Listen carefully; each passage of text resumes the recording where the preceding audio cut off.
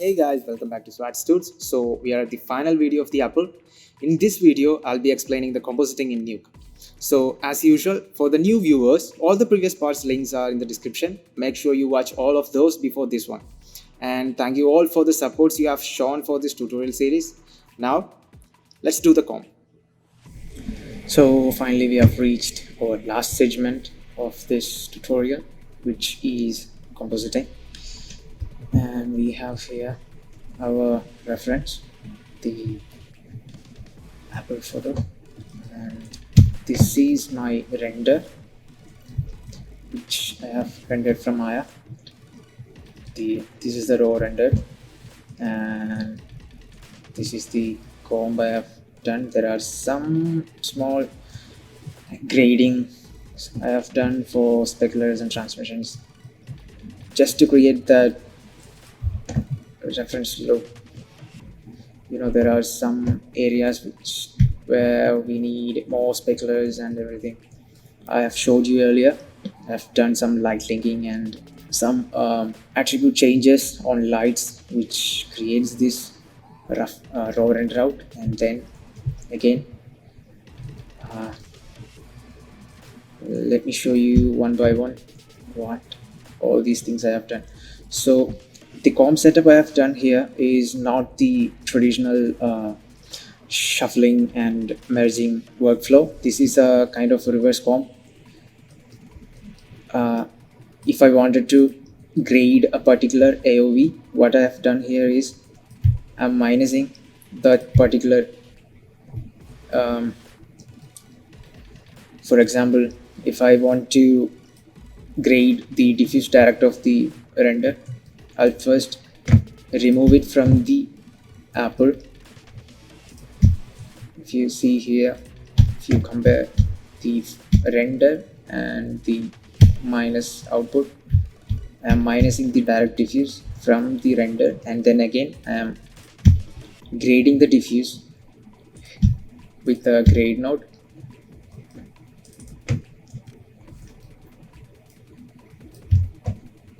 Okay, and here you can see I have used a mask for this grade, and I'm only taking the ground diffuse. I'm reducing the ground diffuse here. So initially it's this much, and I didn't want it to be that much lit, so I'm grading it, and then again I'm adding it on top of the minus, and I'm using the minus and plus operations on merge, so the output merges over the render properly. So these are all my specular grades, and you can see there are particular light numbers here. This one is point light behind the Apple, which is illuminating the water drops, and I've added a little bit of warmth.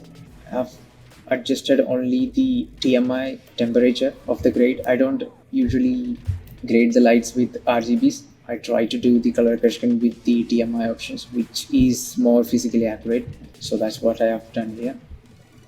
And then for the illumination adjustment, I use exposure node. So I have removed the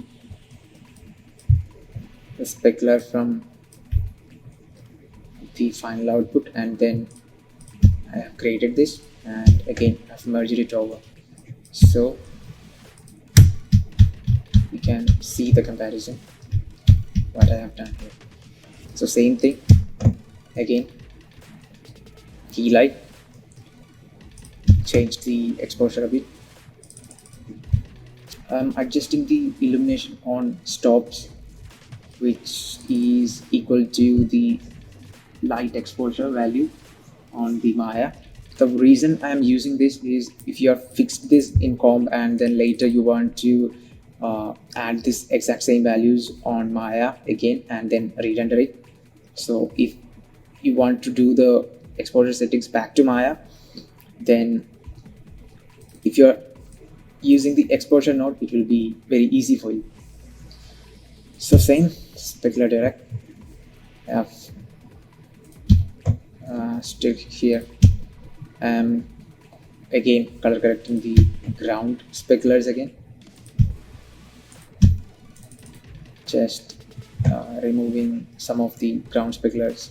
So I wanted the ground overall to be a little bit dark, so that's the reason I am reducing the specular and diffuse on the ground. And then again the background area light. So here I am increasing the speculars on the edges of the apple. Here I am using the apple mask from Cryptomatte for this grade. And again another color correction for the ground.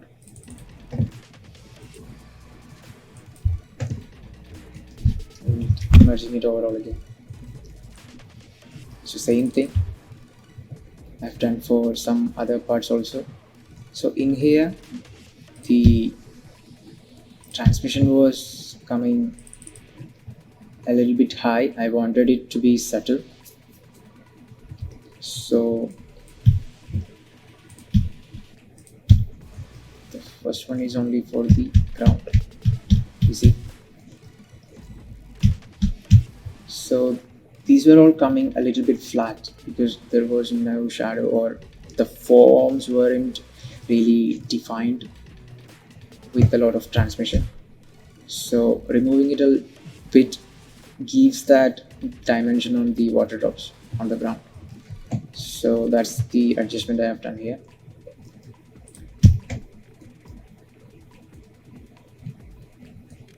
And for the indirect, I have again adjusted it on the apple drops, giving it a beautiful rim around it. So that gives this rim on the apple. It again defines the shape, which is really good. So here you can see these are some artifacts or something that's not supposed to be here on the render. This is the triple S, which is catching on the edges of the water drops, which was not supposed to be here on the shadows. So to remove this, it was coming on the indirect transmission indirect.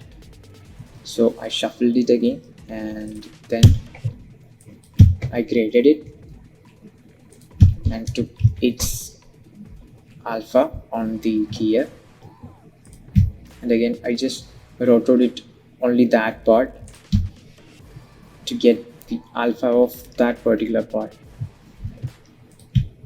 So I'm using it as a mask to grade it out, to remove it from the transmission indirect, and then again merging that pass on top of the apple. So this was before with the edge artifact, and this is much more reduced. So there's a limitation on the on how much we can reduce all these things, but still it's for me it's a much better result. And again here what I've done is using the blur node to get a soft blur, which is a lens effect. It blurs the overall scene except the edges, so we have this soft feel on it. And then I'm copying the depth channel again from the top. Here I have rendered a utility pass which contains the Cryptomattes and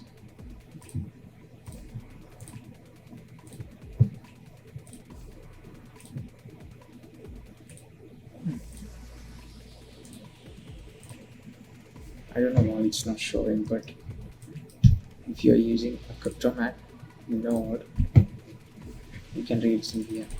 I don't know why it's not showing in here. Sometimes the position and normal pass, even those things doesn't show up. So there is some problem with the nuke. I don't know why.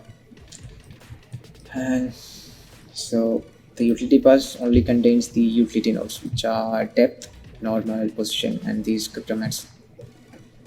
all these things. So I am copying the depth channel from that one. Even our render has the depth pass, but in this case I have saved this render from the Arnold render view itself, and this was I have used the batch render option to get. So sometimes the ZDepth have some problem when we are saving it through the render view. Just for a safer side, I'm using this AOV from the utility.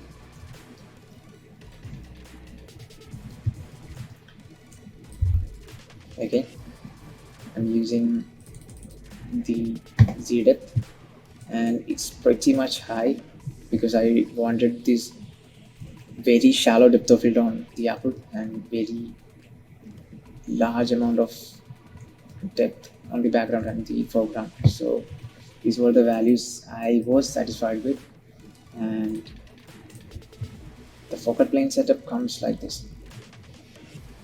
It's very shallow depth of field.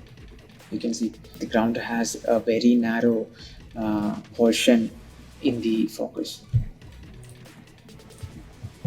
So I'm using the math as depth, and pretty much that's it. And I'm using a filter which gives me this bokeh shape, and this is the roto of that shape. And I'm using a constant, and I'm grading the constant with that shape, and again I'm transforming the roto as it small, and again I made this shape, and I've tried to create the chromatic aberration on which usually comes on the edges of bokeh, but I guess it doesn't work. And again I even added some breakups on the bokeh, but I didn't use it on the final.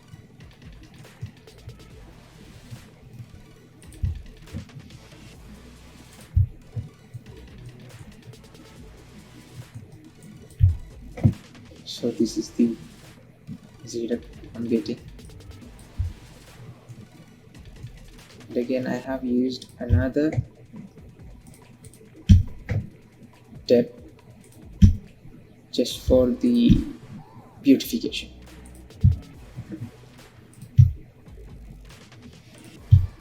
So I've added some mirrors and transforms just to get that bigger look of depth bokehs, and then I've added on top of the apple with the screen mode,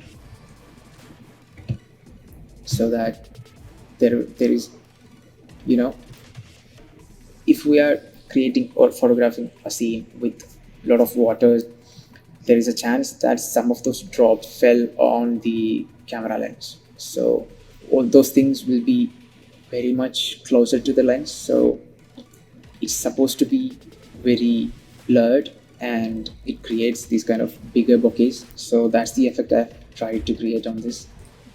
And then I've used a gizmo from Nukipedia, PM Optical Glow, to create that glow on the speculars.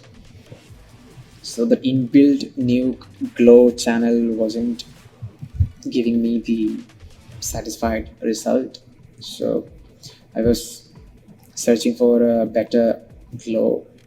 There is a lot of optical glows in the Nukipedia site, and I was experimenting with different things, and I have used another one of the glow gizmo on one of my another project.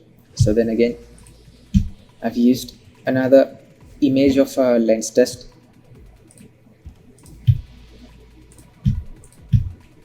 for, okay, let me move other things. Okay, again for some beautification I've added another amount of bokehs just to get that feeling of something in the foreground, or water drops are again present in the foreground also. So after that I've used code rays for chromatic aberration. So how I use it, I use the channels RGBA, and I change the scale of the channels, and here you can see I'm not using the blue channel, so only the red and green channel scale is changing, not the blue. So that gives me this aberration. It's very subtle, which gives me that good realistic look. If you are using it too much, it tends to give that 3D look. So beware of that. These kind of effects, if you use it very subtle, that tends to give the more accurate and realistic looks. Again, final one, grain. Any camera, any photograph tends to have this thing. I guess all you guys all know that. It's just artistic preference, how small or how big it is, and how much you want to be visible on the scene. For me, all these settings were working good. I was getting enough to get that feel. It all depends on you, what works for you, or what you feel right for your imagery. So finally, the vignette. So I'm using a radial node, blurring it, grading it, inverting it so that I get this look, and reformatting it to the resolution of my render output, and then using it as a mask to grade this without vignette, with vignette. Subtle. Again, overall grade, just again some temperature value adjustments. And then I was feeling that the saturation wasn't enough. It's a black background, the red supposed to be popping out. I wasn't getting that feel of red getting popped out. So I had a little bit of saturation again, and then I changed the hue of that red. So here you can see I'm only changing the hue of the red here. Before it was kind of orangish, and here it was getting into that violet or pinkish red. It was a good contrast against the black, more contrasty than the orange. So, and final, a crop node to get rid of all these extra details, which is not going to be visible. And I'm writing it out onto the final. So this was my reference, and this is my final output. So you can see it's not exactly matching, but what I was going for was the look and feel of that photograph, and I am sure that I've matched the look and feel of that photograph. And then again, I've made my own version of that photograph. When you are working with a photograph, try to make it your own image. Try not to just exactly match the overall detail into the exact reference. The reference is only, as the name suggests, it's only a reference for the maybe shadings and lightings, but the output or the visual which you are going for, it should be your own. You can add your own taste into it, your own details into it. All the details doesn't have to come from a single photograph. It can come from different photographs or different reference images. You can always reference multiple photographs or imageries, and you can go for some of your own thoughts and visualizations and those things. So all I'm saying is you should be always experimenting what works for you, and I hope that things will work out very well for you. So that's it with the Apple. Finally, we have finished the How Did I Make It's an Apple tutorial series.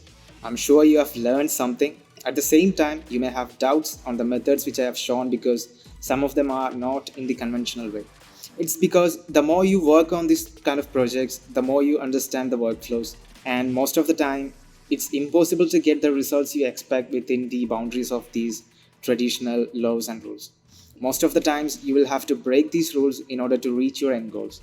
And at those times, it's important to have a strong understanding of the fundamentals so that you will know what will be the consequences or results of that. And when I'm doing these personal projects, what I focus more is to get out of the comfort zones and try new things and observe the results. There will always be infinite ways to do any art. What we usually stick to is the ones that we are used to. The ones we know is for sure will get the results that we are looking for. And those things won't help us grow after a certain period. You will have to try new things and workflows in order to have a fresh view on everything. Being open to trying new things is part of our growth as an artist. And that's what I am trying to tell you with these tutorials. There are certainly hundreds of tutorials already online which will be explaining the same things again and again repeatedly. Most of them are based on the technical parts. There are very less tutorials that tells you how to think differently, how to observe things differently, and how to develop a style of your own. What I want to tell you guys more about is my own workflows and thoughts. What makes my workflows unique from others. And most importantly, you will have to have confidence in yourself to try new things on your own. It's not always about getting the results, it's more about the effort you put into it. And there will always be growth with each effort you take. So that's all I wanted to say in this series. Thank you for watching this tutorial. If you liked it, give a thumbs up. Share your feedback, suggestions, and doubts in the comments. Don't forget to subscribe so that you don't miss any of the future videos. I'll be coming with more tutorials of this kind. Till then, this is Swat signing off. Bye.